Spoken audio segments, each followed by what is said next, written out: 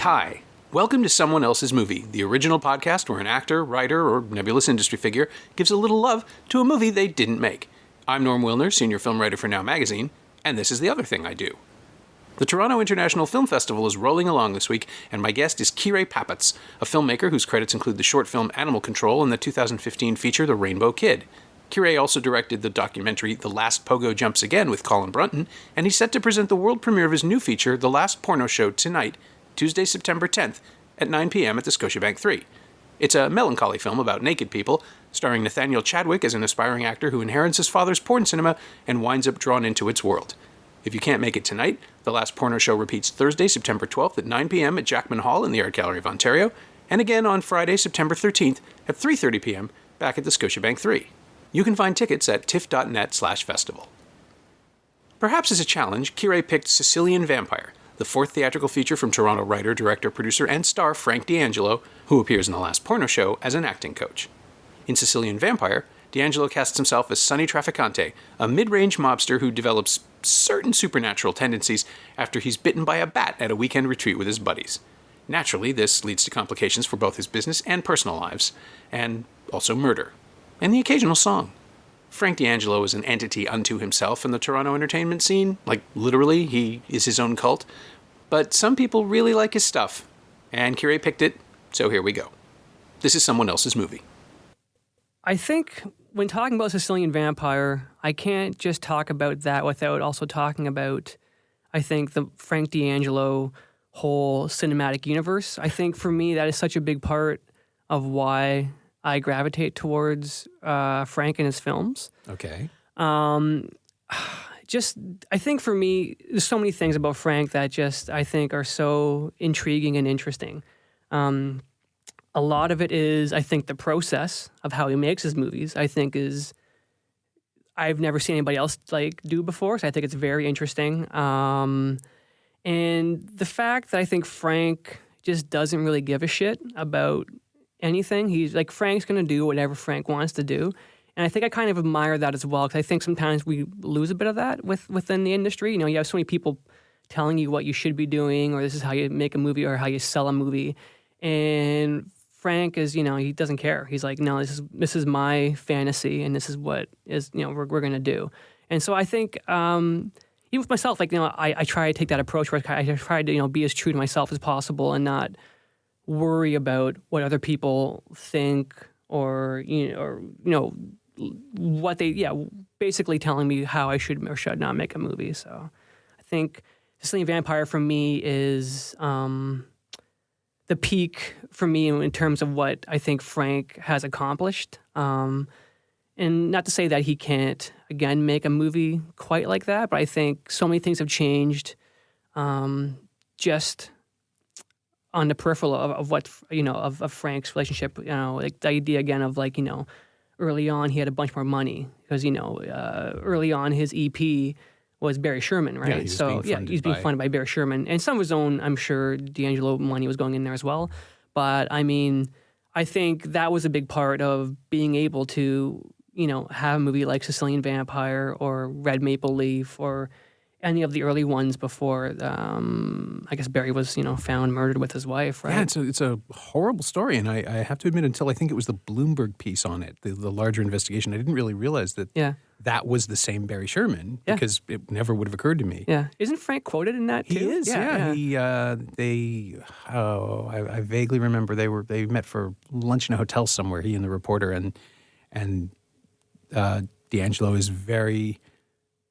it seems legitimately heartbroken, and he says his best friend is gone, and do the right thing by him and try to find out what happened. And we still don't know almost 2 years later now. Yeah, 3? It's crazy, right? It's insane. I think aren't they tearing down the house and stuff as well? I think the family's just they want to just get rid of everything, which is weird. It's kind of well, that's okay, but if they have the need to go back, I'm sure they've done a very thorough investigation, but it's always weird when you kind of tear down the crime scene or something, right? And it's that's it. What you have is what you have, right? So I have to assume that the investigation went over literally everything at this point. Oh, yeah. And I think even the family had their own private investigators on top of what the police were doing, right? So I'm sure between that, it's it's fine. But it's such. I mean, not to turn this into a true crime podcast, but it is a weird ass story. Like, it is a really bizarre. Yeah. I suggest anybody who's interested look it up, because there's no way I can get into it in any detail, and it will only just taint further the movie, which was made before any of that happened, and so we should just it is, but it is bizarre. This a couple, philanthropist and his wife were found, a very wealthy couple, were found horribly murdered in the basement of their home, and 2 years later, no one knows what happened. No, not a clue. That's the short version. Yeah, and just briefly again, I mean, Barry was also involved with a lot of other Frank's endeavors, not just the movies, right? Like the whole failed Steelback right. He was a beer, backer on that. and like he was like he's been around. Like I think he's bailed Frank out a few times. And if you even read Frank's autobiography, which I recommend, it's called Being Frank. It's great. He goes in a lot about that as well. But I guess we should probably get back to the movie. Now that I'm thinking about it, did you ever meet Barry Sherman? Did you get to? Oh, no, man. That was like, I was wishing. I was like, well, if Barry Sherman's going to give Frank millions of dollars to make a movie, like I was pretty confident he would like back something I'd want to do. Hopefully, even if it was like even like 100,000, like I'll totally make a movie with that, right? Sure. Yeah. So I saw him once. It was at the neighborhood premiere at I think it's like the Contemporary Italian Festival or one of those CFF, that like they play all of Frank's movies. So that was fun. So they basically went to the Lightbox. It's sold out. All the actors are there, and it was that was a big cast too. That was like huge amount of people he had in that movie. And Sherman was there. I remember they went to afterwards. I wasn't quite tight with Frank. I was still kind of like just feeling the situation out. But Sherman was there, and they all went to party afterwards at Forget About It restaurant, right? Which is no longer, that's gone too. So. I know, it's just the world is changing. Yeah, totally, right? What's happening? It feels very strange. It is. So now Sicilian Vampire is almost like this time capsule of a point where Frank D'Angelo had the reach and had the support to do this kind of a movie. This I was going to say large scale. It's not. It's got a big cast, but it's only got a handful of locations. It's a fairly small production. Oh yeah, but it feels stuffed like it's big. It's got a lot of things going on. Well, it's over 2 hours long too, right? Yes, it is. Which is, I was going to ask you, so I was just kind of curious. Unforgivable is the word I would use. So how did it feel having to watch that movie again when I picked it? It was awkward. I have to admit, every now and then someone will pick a film that feels like a challenge. Right. Like a deliberate challenge. Right. Like, I want to know if Frank put you up to this kind of challenge. Right, okay. But it's one of those films where, I know exactly what I'm getting. The second time was almost easier just because there's no... this sounds condescending, but anytime you see a movie for the second time, your brain has already prepped you. You have a sense of the structure and the pace and the aesthetic, even if you're not familiar. Like if it's been 20 years, some part of you knows what to expect. Right. And so you either rediscover something and it's like, oh, I forgot about that bit, or it's like, yeah, this is what I thought it was. Right. And Sicilian Vampire it's the story of a man who is apparently a small-time mafioso or just a really great guy that everybody loves. Yeah. Same thing in Frank's world, right? Yeah, exactly. Yeah. Who after 27 minutes is bitten by a vampire bat, becomes a vampire, and does nothing to change the way he lives or works. Right. Goes around hanging out with his friends, celebrating his fun times. Right. People conspire against him, and he exacts violent payback, and then the movie's over. It is a Frank D'Angelo film. That's what his movies are always about. Yeah. He's always the guy who knows the most about anything in any given situation. He's the one who's in control of everything in the room, unless someone is threatening him, in which case he's briefly set back and then goes and settles up. I don't understand the creative impetus that misses the idea of vulnerability. Like the idea that he's going to put himself at the center of every one of these movies and then not do anything that challenges himself as an actor or as a writer. I get why he does this. I know what kind of movies he wants to make, right? Yeah. Where he's the hero and everybody loves him.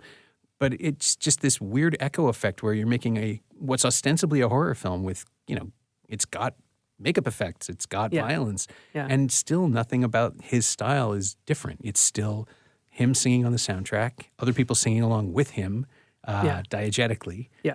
As his version of music plays, as his covers of songs play in the car, people sing along, and then they get scolded for singing along wrong. Which is great. I love that. I think that, again, for me, like that's part of what I love. It's just like this, again, the universe, like all his movies are the same. It's there's a lot of themes. One in particular is about family. Obviously, family means quite a bit to him. Sure. And even myself as well. And the idea of like, in some ways, I think they're also really about redemption in some ways, whether they, actually do that or not is a different story. But I feel like a lot of his films try to tackle that. The closing song of Sicilian Vampire seems to be where all the redemption is. Because after the movie ends, Frank is on the soundtrack singing about why must I face this dark night? Right. And that's not really a question that was addressed within the film. Right. It's almost as though that's where he put it. Like he was saving it for the end. Yeah. But doesn't understand that that's not going to help the narrative if you don't deal with it in the film. Right. It's frustrating because I get what you mean about him operating on his own aesthetic system. Yeah. Like he knows what he's doing. Yeah. And it's the same problem, and it's an unfair comparison because Tommy Wiseau, when he made The Room, it's a terrible film. It's objectively unwatchable, and there's stuff in Frank D'Angelo's films that is watchable. Mm-hmm. He's a limited actor, but he's good at what he wants to do, and he can sell a scene. Not every time, but there's some stuff that there's scenes in No Deposit where you actually get the feeling that he is listening and reacting and playing with the cast that surrounds him, and he hires people who can act. 100%. So they elevate the material just by being there. The best they can. Yeah, I mean, they look. Even Paul Sorvino just looking concerned in one shot can actually change the mood of a scene. Paul Sorvino like topless eating steak at that strip club is like burnt in my head forever. That image. It's, and then having his arm ripped off and being beaten to death with it. I know, like that. I mean, that's a great kill scene, isn't it? I mean, give it that. I mean, even something like even the way Frank becomes a vampire is like.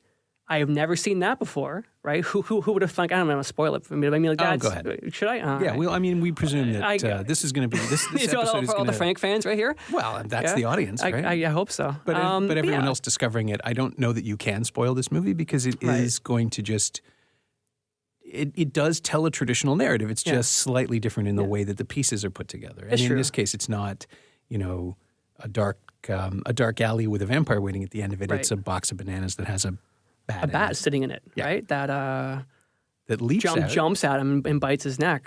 Which again, I think is just fantastic that they just have a box of bananas to begin with, right? It's everything is just so great, and I mean, there's even in the movie when he's being picked up by his goon buddies.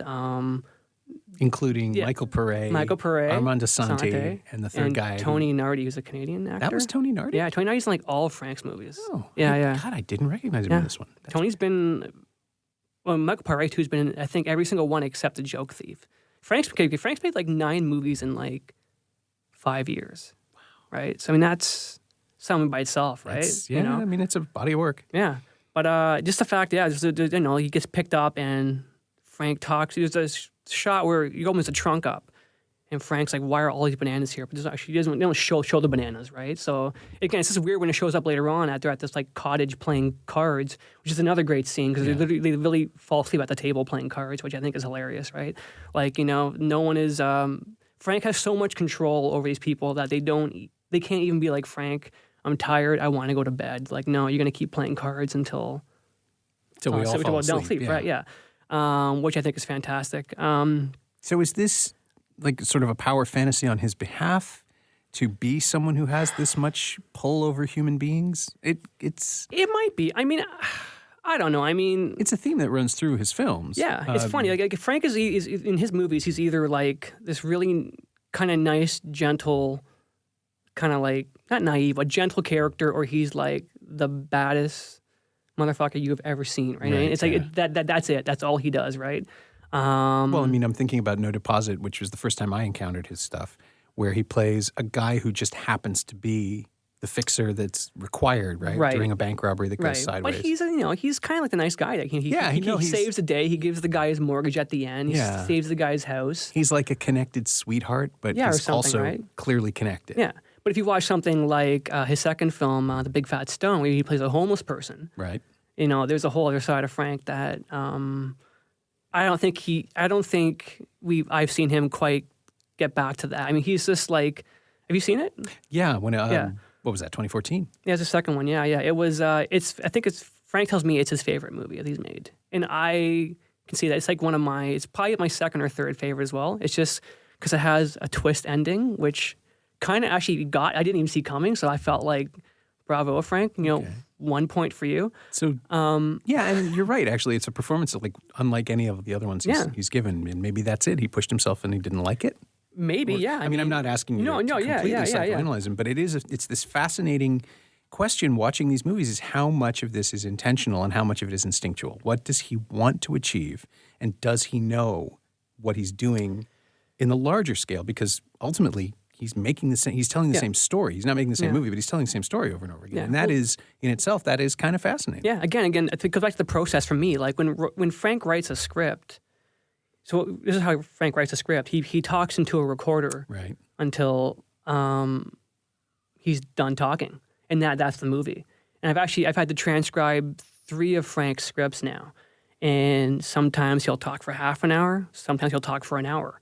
And when you type it up, it only translates to sometimes 30 pages, right? So that's kind of, I think Frank's it's like a guide. Like when Frank does a movie, there's no script on set.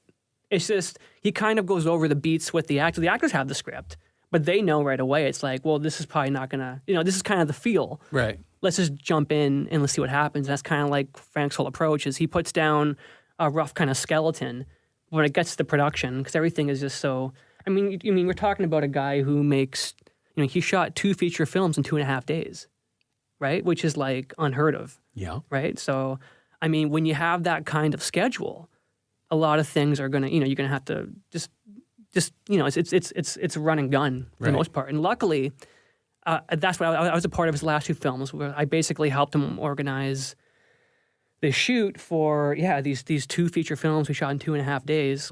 And which ones are those? So the new ones coming out, those are the Last Big Save, which is a hockey movie where Frank plays a goalie. Again, about redemption, a guy who gets a second chance. He was kind of younger, up and coming, big star, fell into drugs and drink, whatever, lost it all. It's game 7. No, just 30 years later, it's game 7. Both the goalies on the team are out in injury. So they call up Frank, who's 55 at this point, to come in and basically save the day. Okay. And so that's the one movie. And the second one is more in tune with the other stuff, which is it's called Making a Deal with the Devil, where he plays the baddest, most sought after Italian hitman in basically ever, I guess, right? And so he has the FBI hire him to take out the Russian mob. Okay. Right? Because the FBI don't want to do it themselves for whatever reason. I mean, that makes sense. Yeah, it makes sense, right? So we'll get Frank to do it, right? So those are 2 films that we filmed in 2.5 days. Easily the most stressful thing I ever put myself through, besides making my own last movie, but only because I think there were more stakes with my movie, obviously. But I mean, it was shooting 80 pages a day is unheard of, right? And and luckily, although it was really contained to a few locations. I mean, trying to film a hockey game, first of all, that's a big it's huge, right? Yeah, no, that's a thing you take a week to do. And we did that in 5 hours. We filmed, and that's half the movie is this hockey game. Was there an audience? Is there a crowd? There's half an audience. Yeah. So the way they shot it is we put everybody on the one side, and hopefully that'll translate. I haven't seen it yet. It's the only one I haven't seen yet. I'm the most excited because that was actually written years ago too, and I feel it has a really similar vibe to The Big Fat Stone, his second movie. I think it's more. It's not a gangster movie. It's not about no one gets killed in it, right? It's just really kind of heartwarming story about redemption, about a guy who had it all, lost it, and his dad thinks he's a burnout and a bum too, and he has to prove himself to everybody again, right? And of course he does, because it's Frank. But so I'm very curious to see where that ends up, because that was the one I was most excited about. And I did see the last one, the Making a Deal with the Devil, that played at that contemporary. Oh, it's the ICFF. Yeah. Which was fantastic because even when I transcribed the script, I knew it wasn't quite long enough to be a feature film. It was only maybe 30 pages. And I was like, well, how's he going to pull this off, right? And the way he did that was, so the film is actually only about 53 minutes long, and the end credits are 20 minutes long. Jesus Christ. And I'm not even exaggerating. The scroll is literally it's you can't even see it moving. It's like that slow, and it's like hats off to Frank, man. Like he doesn't care. I love it. He's gonna do whatever he wants to do. The movie has to be 73 minutes long to be official feature length. Yeah. So we'll just stretch out the ending. Okay, so I have to ask then, does he? I know he doesn't care, but does he understand that everyone else knows what he's doing? Like he must know that 20 minutes of credits is just people aren't going to stay for that. Probably, but I think at that point he doesn't care. No, I mean, who watches credits anyways, though, right? But he's singing over them. It's his music, right? Like, isn't that part of it? That's part of it, but I mean... This is what confuses me. Like the idea that he so badly needs to be loved and adored and appreciated. But I would argue that, the rest of the movie has his music over it. And this is another thing. Like, when you buy a Frank D'Angelo movie, it comes with the soundtrack. You can't buy it. I did not know that. It doesn't go... It's great. It doesn't come separate. So when you buy Sicilian Vampire...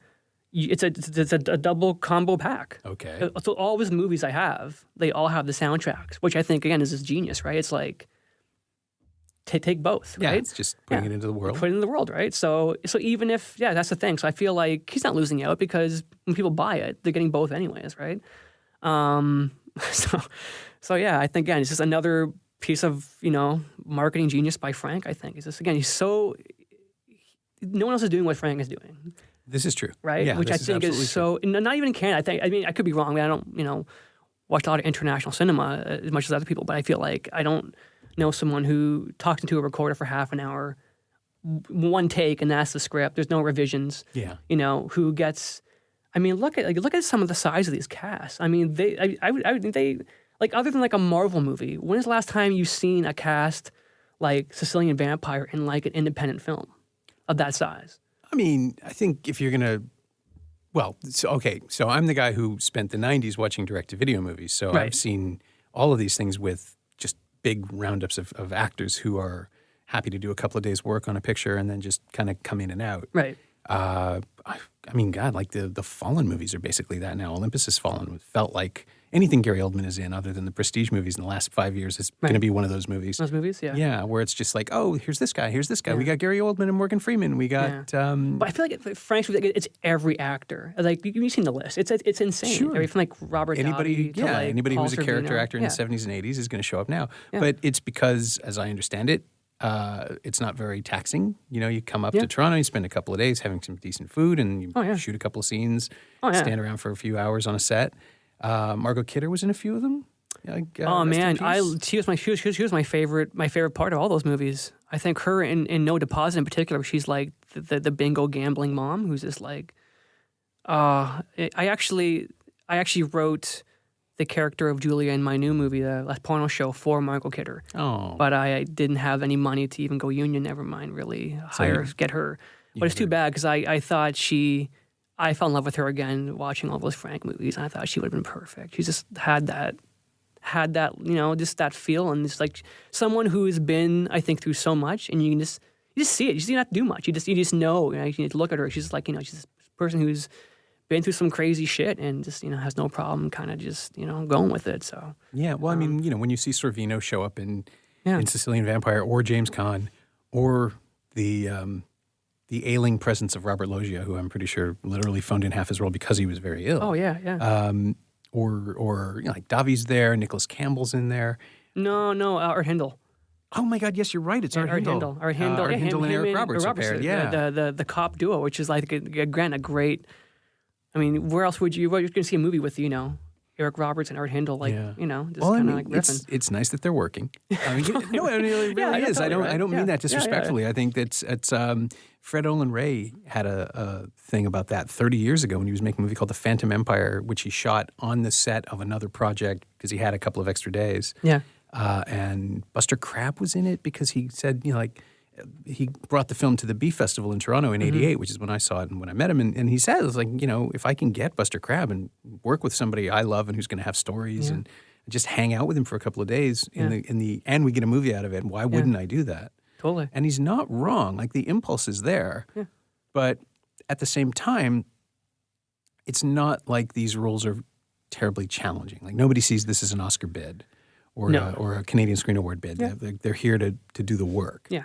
And it's great that working actors get that opportunity and they can play around and just sort of remind us of what they're still capable of. And it's super easy, like you said. Like it's literally, I mean, they're on set for like a day, maybe a day and a half tops, and they fly back out again, right? But maybe that's what kind of bugs me about it, is that I don't feel like they're being challenged or that there's anything being asked of them. Like there's Armand Assante's there to hug a guy. They can stand around and but make working threats. with Frank is a challenge in its own, because if you're not used to how Frank rolls and how he does stuff, that is the new challenge. And it's not so much getting the character, it's how do I apply my craft to this kind of new world that I've been thrown into, where it's like 6 camera setup, you get like maybe 2 takes tops, right? Because Frank's thing is, like Frank will tell you, he has the attention span of like a gnat. He gets so bored. He's always kind of like go, right? He's kind of like, let's, what's taking so long? Let's do this, move on, right? Right. So I think it's more the actors. I think and when I've spoken to people like Michael Paré or even like Daniel Baldwin, they legitimately, like, they're really are they're really into like the whole process, and it's kind of this like crazy whirlwind where it's kind of like, I'm not sure what's going to happen, but let's just go on this ride and let's see where it goes, right? And again, I'm sure that the pay is okay. I'm sure they're getting scale or whatever they get, and it's easy in terms of it's days. I mean, they're only up here for a weekend tops, but just, I mean, they're long days first of all, and it's just a matter. It's just it's you don't know what's going to happen next. It's one of those kind of crazy things, right? So that can be trying for sure. But I think that's the challenging part for the actors in the movies, where it's kind of like not really knowing what to expect and just being comfortable with basically just going with it, and whatever happens. But I guess Paul Sorvino liked the experience so much he even brought his daughter in on one of the movies, right? That's right. So I mean, it's interesting how that's. I mean, I think the Red Maple Leaf was probably his biggest cast, because he had her, but he also had like Chris Christopherson. He had Martin Landau. Like, it's like, Right, Landau, like multiple Oscar-winning actors.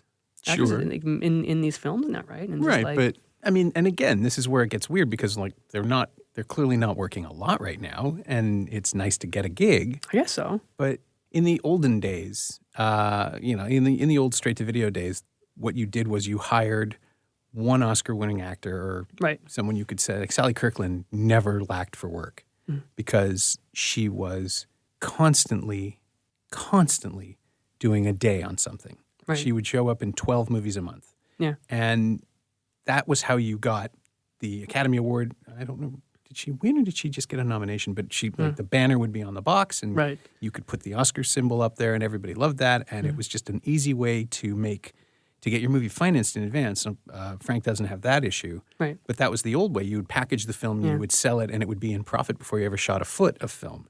Because you'd take the poster to Cannes, like the famous Jean-Claude Van Damme Cyborg. Oh, like the Cannon movies? The Cannons, exactly. They'll figure out the movie later. Yeah. It's just Jean-Claude Van Damme is a cyborg. It's fine. What else do you want to know? Perfect. Here's $10 million for the international, for the Lithuanian rights. Right. And then you produce the money. Yeah. You produce the picture with the pre-sales. And that's and you have a movie. So that would keep a lot of people going. And then in the end, Ernest Borgnine would show up for 2 scenes at the beginning and end. Like, good luck, cyborg, and that would be it. And you'd have an Oscar-winning actor, Ernest Borgnine, in your movie. This feels like he's surrounding himself with people he just wants to hang out with and play with, which isn't a bad thing. Like, the impulse is sort of sweet. Oh yeah.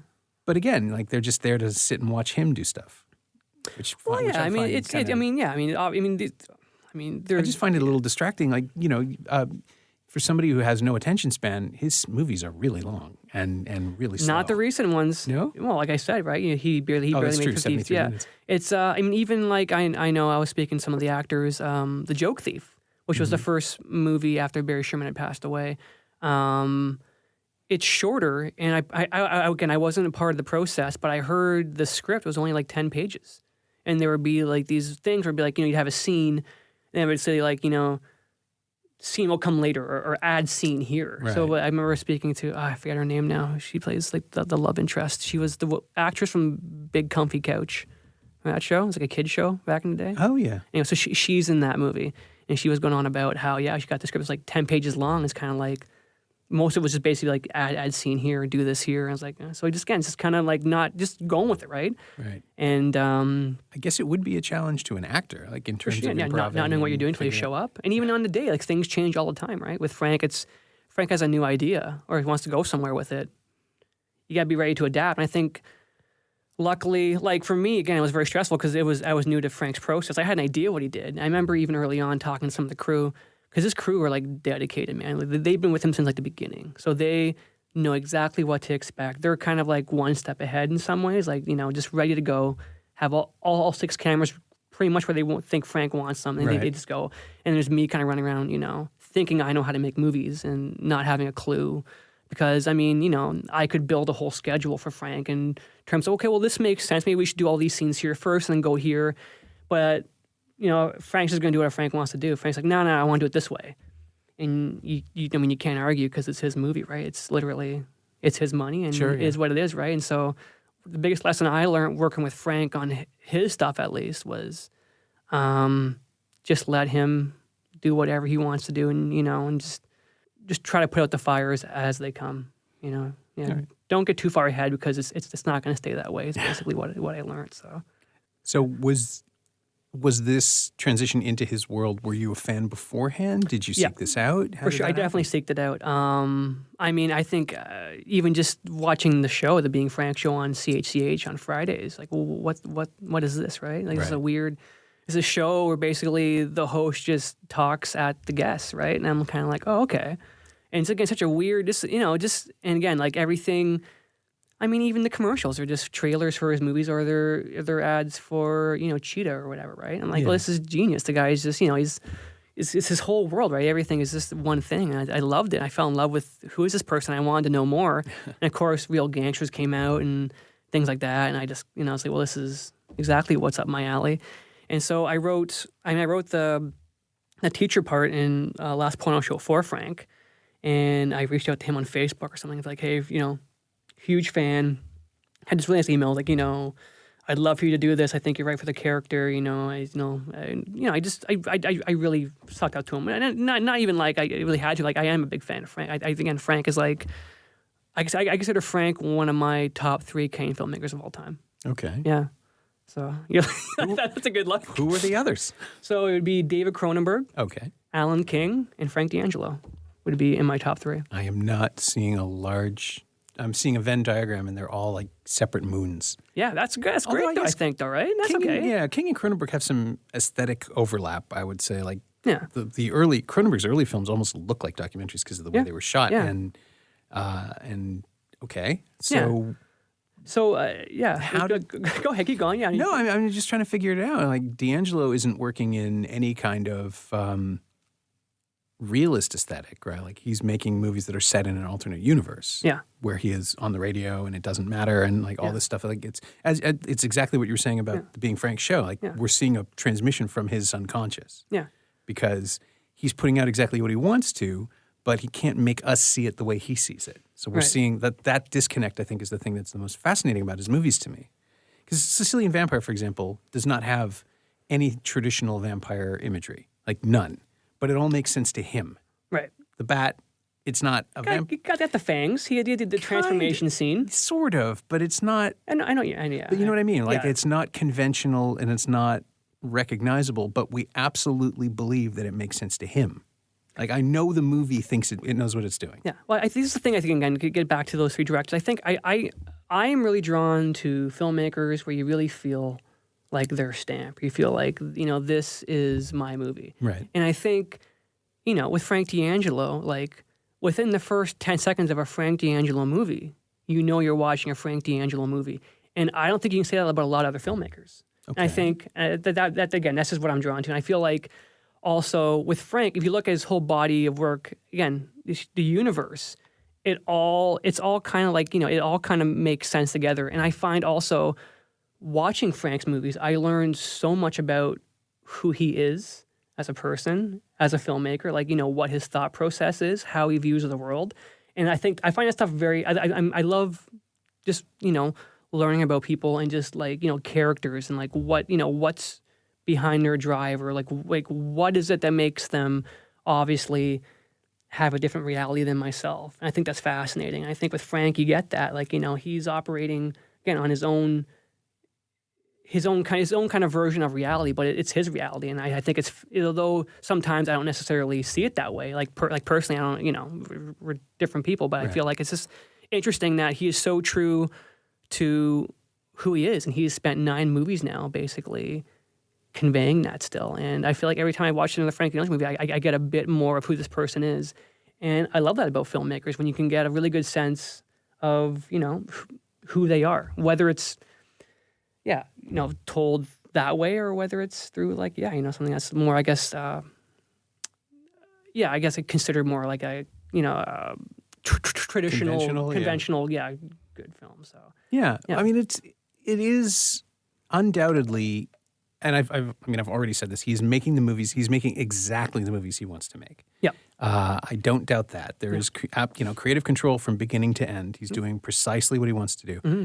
But the idea that he doesn't know what he wants to do, that he gets to the set and it just throws himself into it, that's fascinating, because where's the control? Like, how does he decide to, what's the word? Attenuation. How does he find the tone? How does he adjust like a radio dial? Like, how do you get the finished product from a scriptment and in between just leave room for the magic to happen? That thing should be terrifying. Yeah. Right. Well, I like about also you mentioned tone. I think with Frank's films, tone is all over the place, which again, I think. Is that intentional, do you think? I don't, but again, that's why I think it's fascinating. Okay. I think, when you have it's, the Sicilian Vampire is a great example of it's, you have these really kind of dark, scary scenes with this really intimidating guy who you feel like you look him the wrong way, he's just going to stomp your face in. But then you have the mouse fart gig. Right? It's kind of well, that's, it's just, again, it's just someone who is operating, who doesn't give a shit about convention, doesn't give a shit about, whatever. He's like, I'm going to do whatever I want to do. And again, I kind of admire the balls on him to kind of just, is he aware that he's doing that? Maybe to some extent, but I feel like he just doesn't care. He's like, no, we're gonna put a joke here now. And I'm like, yeah, put a joke there. Go for it, right? Have fun with it. It's just again, it's just, I love the fact that he just doesn't give a shit. And I think I try to be more like that. I'm obviously a little more conscious of certain things, but I think for me, it'd be great to, it's so liberating to just to be able to be like, I just don't give a shit and do whatever, you know what I mean? That's such a liberating feeling. I feel like whether, again, whether it's intentional with Frank or not, when I watch movies, that's kind of that's what I walk away with. And I think, again, he's someone who's working outside the Canadian system. Yep. He's doing totally on his own. And in some ways, I'm kind of the same way. I don't get a lot of funding for things I want to do. I'm kind of I'm relying on Arts Council grants and crowdfunding and some of my own money, right? And it's kind of so I kind of feel like, I feel like I'm also one of those guys who just, I don't maybe necessarily fit in with what telefilm or those guys are looking for, in terms of content. But it's nice to see that. It's different. Frank has money, obviously, but it's nice to know that Frank is kind of for me. He's kind of he's that message of you can get it. You can do whatever the fuck you want as long as you have enough money. Right. He's an aspirational filmmaker. Absolutely. Yeah. So and your films are much more. Yeah, they're much more formal. They're much more. I'm assuming scripted because it feels like you've written them out. Yeah. And how do you direct him then in the Last Porno Show? Oh man, okay, so that was playing just for people who might not have seen the film yet. He's playing an acting teacher who we first meet as a voice, a disembodied voice, and then we're introduced into his classes. Right. Where was he delivering your lines? Did he do what he wanted? How does that work? Well, it's all what Frank wants. That's what I learned again early on because I worked with Frank on my film first. I worked on his film, so I didn't really. I had an idea what his thing was like. I remember, on Facebook, and then he's like, I'll do it, no problem. I'm like, great, thanks so much, Frank.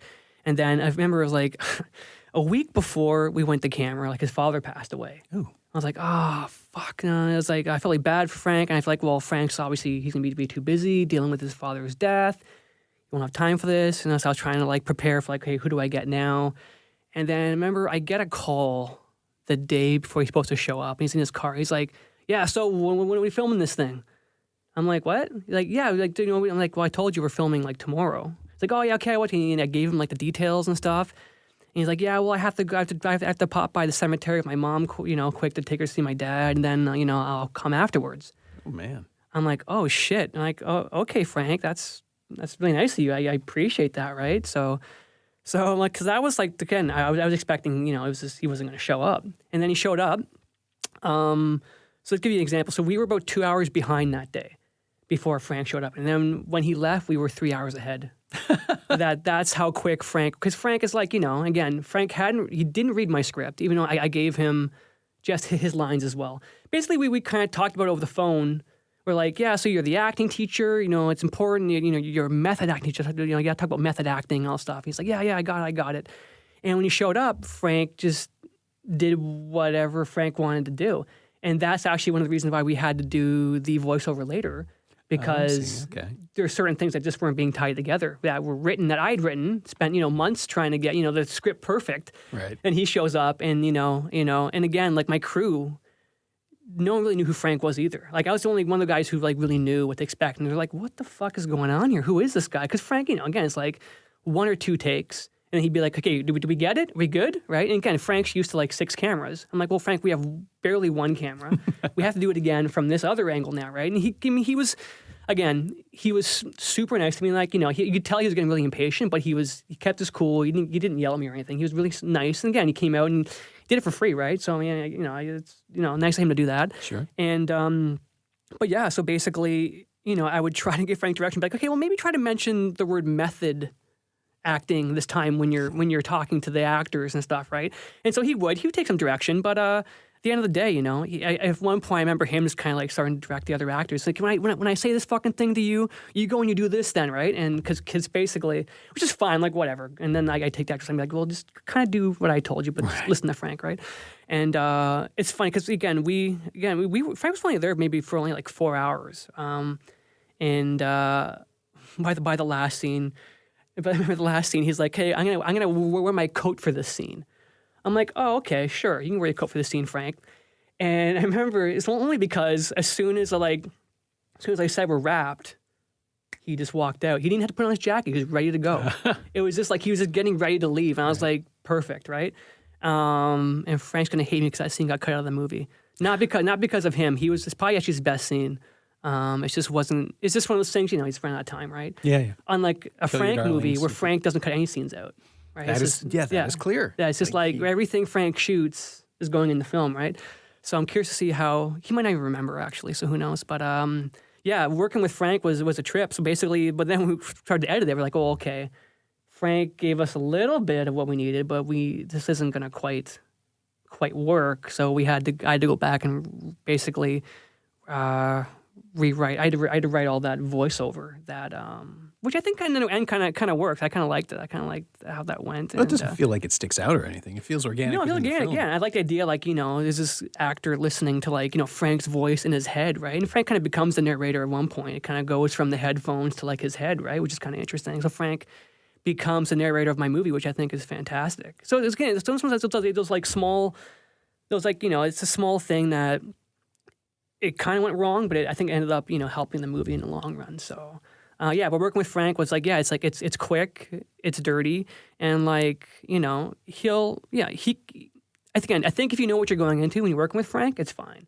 I think anybody else who didn't know, they'd probably pulling their hair out. But yeah, he was super nice to even do it in the first place, and he hasn't seen the film yet, so I'm very curious to see what he thinks because he hasn't even read the script, right? So. He knows his scenes, but I don't know. Yeah, so again, I'm curious. I'm just going to watch him, I think, the whole time at the screening and see how he reacts to certain things. So, yeah. That's fascinating. I mean, that is, like, conceptually, that's really an interesting challenge to set for yourself. Oh, and honestly, man, I think for me, like, I constantly challenge myself to the point where, it's like I've aged so much by making my movies because I really push myself in many ways where I probably shouldn't have to, But it's just like, I don't know, I feel like... I really love, having that kind of that, just really, really going for it and going outside, think outside the box, go crazy. Don't let anything limit you. We didn't need to make this movie, right? I mean, but I think for the money we did have, I think we pulled it off, and I don't think it looks like a movie made for $200K, I think it looks something that we, probably have more money for. So, but that was just like, just hard work and a really, really good team of people. Like my crew and cast were, they knew this was going to be like, a bit of a crazy ride, but they stuck with it, right? So, yeah. Yeah. Would you try to make a movie like D'Angelo does? Would you do the... Oh, just try to... You know what? I've thought about it. I've thought about seat of the pants thing? It's just like, I know I don't work well that way. I don't think I could... I mean, I would get something out of it. Mm-hmm.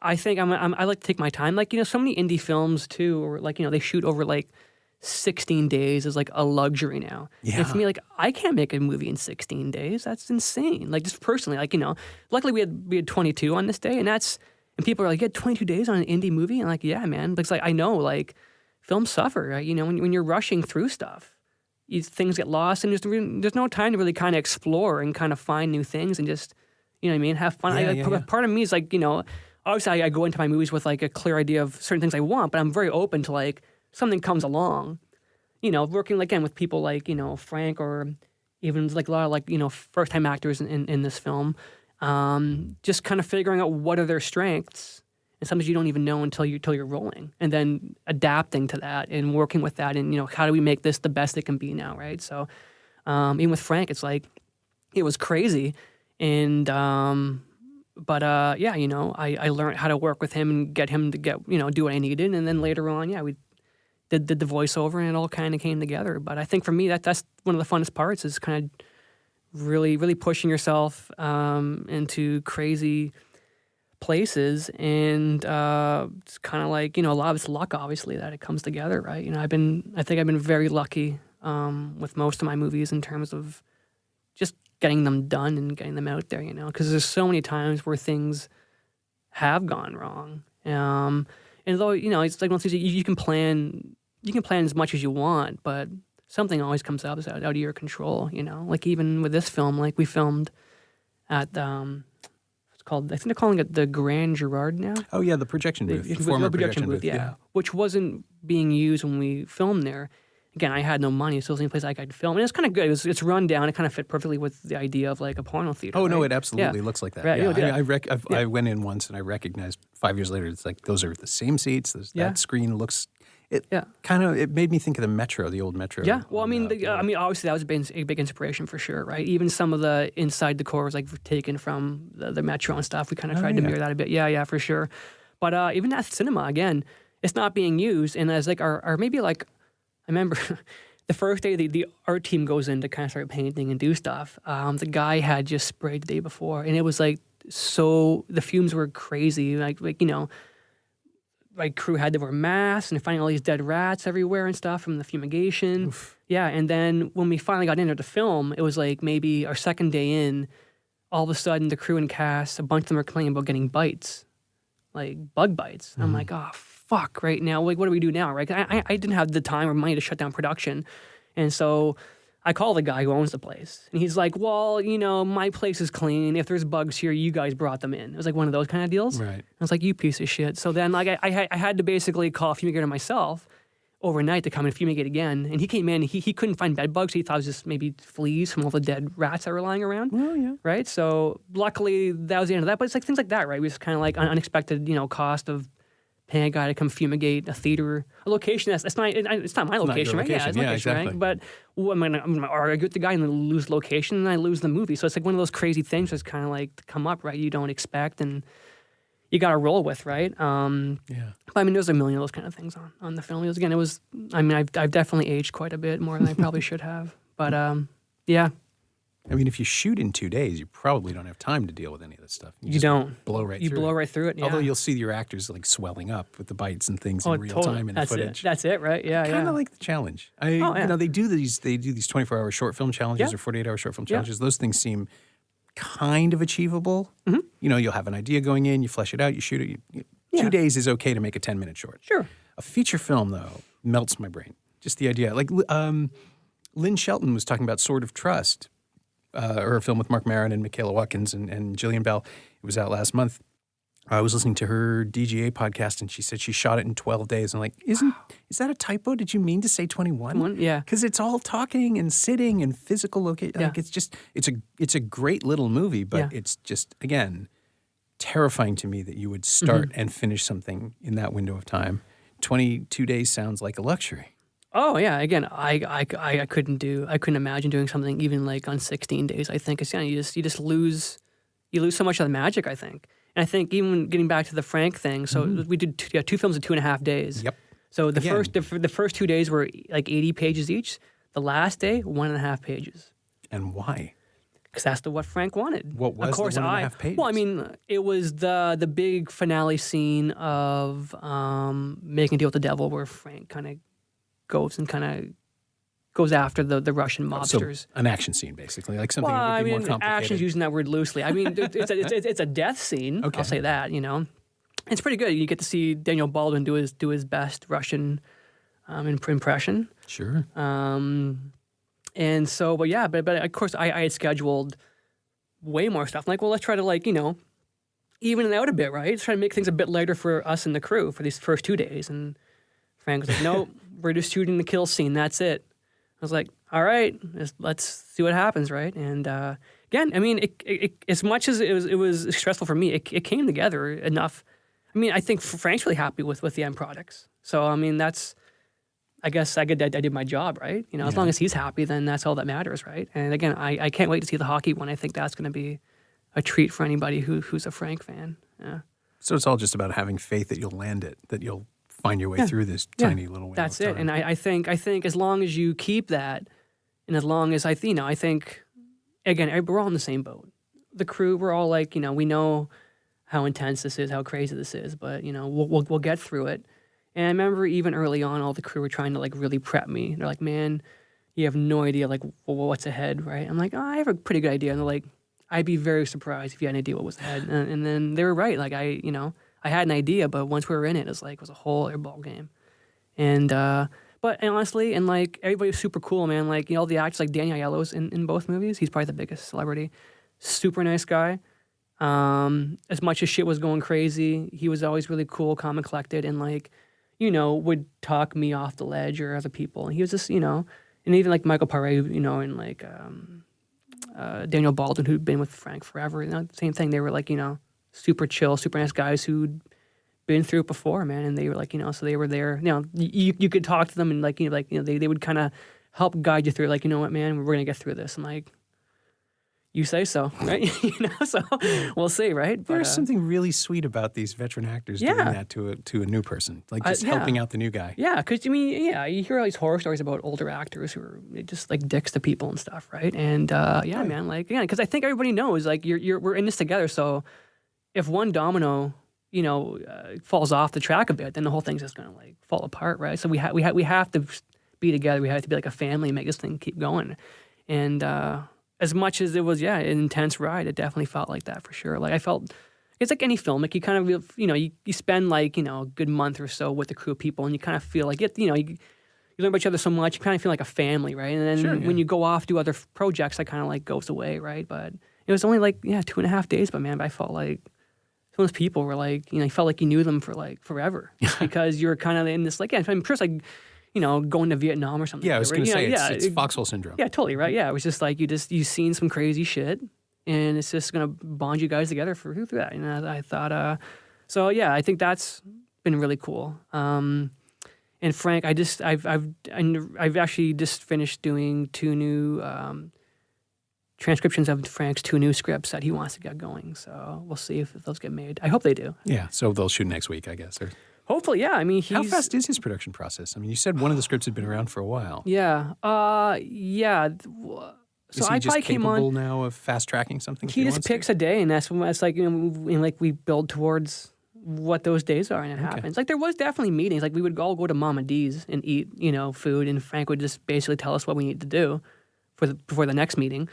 And then that would be it. And I'd bring up concerns. I would be like, okay, maybe we should try this or that. And he'd be like, no, we're doing it this way. Okay, great. Cross it off the list. We're going to do it this way. And then, leading up to the shoot was pretty insane because you know what's going to happen. You know you're basically taking on something that's basically impossible. And you just kind of bracing yourself for, how do I kind of keep this thing on the tracks the best I can, right? And I mean, even Frank himself, I'll give credit when credit's due. Like Frank is like, he's not like, going off and sleeping 8 hours each night. Like he's in it. He's up. Like I'm pretty sure he was up like for 48 hours before he had to go play goalie in that hockey game. And, and I was like, holy shit. I mean, he's going to, he hasn't slept. Now he's going to go and play a hockey game for like an hour against all these like ex-NHLers and shit. Yeah, stunts are involved, basically. Yeah, 100%, right? He's playing all these, like Yashin, Lexi, that's that guy, hockey player, Lexi Yashin. Anyways. Yeah, my brother would know this. He's like a big deal. See, he's in the movie. And so, he's like, Frank's playing all these guys, and the guy he's on fumes. And by the end, I think he even like broke a rib or something. He fell wrong or got hit wrong or something. And he's like, in the locker room, I remember his collapse, being like, but I mean, I always figured if we could at least get through the hockey game, because that was like the second part of the last day. The next day was only the 1.5 pages. Mm. We'll make it happen somehow, right? Like that'll be a cakewalk compared to everything else. So once we finished the hockey game and it pretty much went the way because he wanted it to, I thought I could take a bit of a breath. But Frank is on the front lines, man. He's there like the whole time. He's not phoning it in on any level, right? So I'll give him credit for that. I mean, if you're looking for someone, who's gonna, own what it is, that's him. So, yeah. So I guess that's where we end up in the podcast. Is there anything of his work? Is there anything specifically of Sicilian Vampire or anything of his filmmaking style that you have used or borrowed or incorporated into your own stuff? Or is it really that much of a divide? It's probably just definitely not the process. I mean, I do like the idea of I'm very open to improvisation and really having fun with stuff, like using the script as like a guide. As long as you hit certain things that need to be hit, sure. I don't care how we get there. I think Frank is definitely the same way. I think in that way I'm like that. I'm probably a bit more structured. Like I spend a lot of time writing scripts. it's like a labor for me. It's like I revisions. So I hate just throwing the whole thing out and just kind of like going for a feel, but. At the same time, I'm definitely open to just whatever's naturalistic and whatever feels right and getting there. In terms of like the writing process or the shooting process or even the editing, no, I mean, we probably like the different worlds. But I think, for me, it's more about just Frank's intentions and just the idea of him, I think what he represents within the Canadian film industry, where it's this kind of guy. He's a renegade. He's gone rogue, kind of doing his own thing, right? And he has this family of people who come back all the time, whether it's the crew or the cast. It's in many ways, he's like it's like a John Waters movie. We kind of get these same kind of weird characters who kind of come back for all these new projects, right? Right. Just keep reformulating the repertoire. Exactly, right. And I kind of something special about that. And I think it's kind of fun because I mean. I don't know. I think making a movie is you kind of build this family, and it's kind of nice when you can keep parts of that family, as you move on to other projects and stuff. So I think that's more than anything what I take away from the whole cinematic universe of Frank D'Angelo. It's not so much the process. I think I could never make a movie or 2 movies in 2.5 days. It would never happen. Yeah. Just the result. Just the result. Yeah. So, but yeah. So I don't know. Do you feel any different now about Frank after this talk, or what? I'm impressed at his industry. It feels like he does not rush through this stuff. Watching the movies, they feel very relaxed. I think is a word I would use in terms of their pacing and in terms of just the way the rhythms between the actors are. Right. I would not have thought he works that quickly. So yeah, I mean, you're right. He's made 9 movies in however many years. That's not nothing, but. I don't know that I could argue for him. I mean, this is the frustrating part. He is an auteur. He's clearly making movies how he wants to make them, but I just keep coming back to the fact that they're not movies that I recognize in any sense of the term, really. I mean, they are movies. They screen in theaters and they run a certain time and they're shot 24 frames a second. Yeah. But, it's just an experience that I don't really connect to. Yeah, fair enough. Yeah. So, I think Frank, he's very, I think he's definitely a polarizing, a filmmaker and even figure. Never mind just a filmmaker outside of film. He's a very polarizing figure.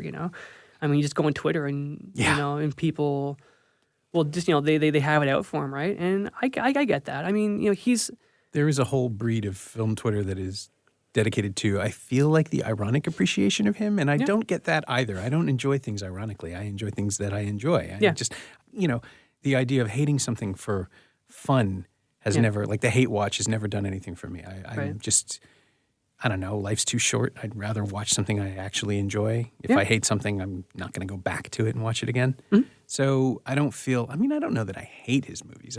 I'm radically indifferent to them. Yeah.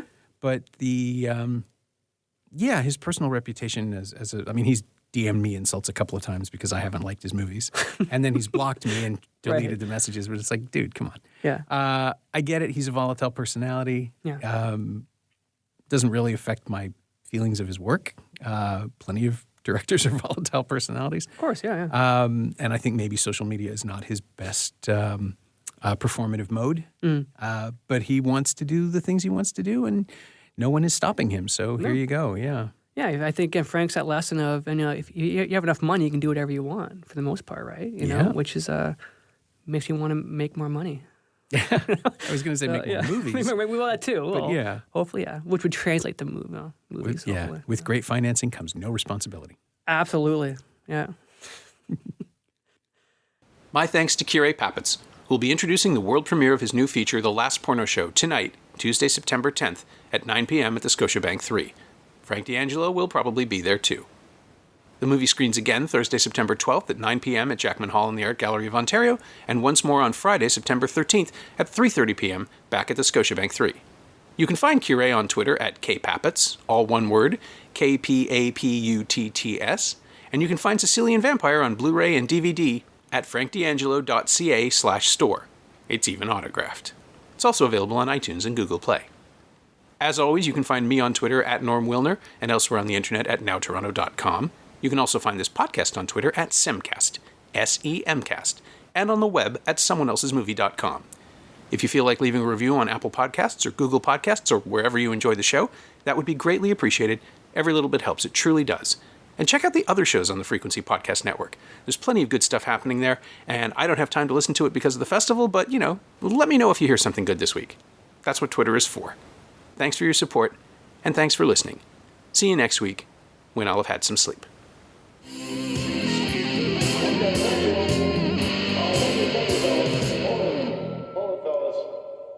I'm afraid you're just too darn loud.